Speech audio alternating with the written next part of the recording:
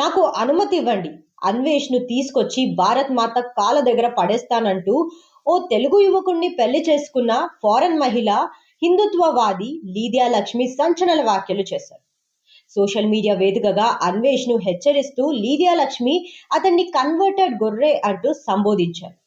నోటికి వచ్చినట్లు బూతులు మాట్లాడుతూ సనాతన ధర్మాన్ని కించపరిచే నువ్వు కేవలం భగవద్గీత చదివానని చెప్పుకున్నంత మాత్రాన హిందువువి కావు.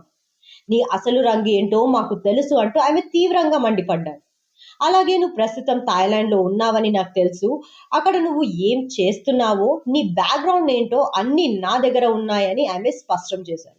చట్టం నిన్ను వదిలిపెట్టదు. భారత ప్రభుత్వం నిన్ను తిరిగి తీసుకొచ్చేలా మేము చర్యలు తీసుకుంటామని హెచ్చరించారు.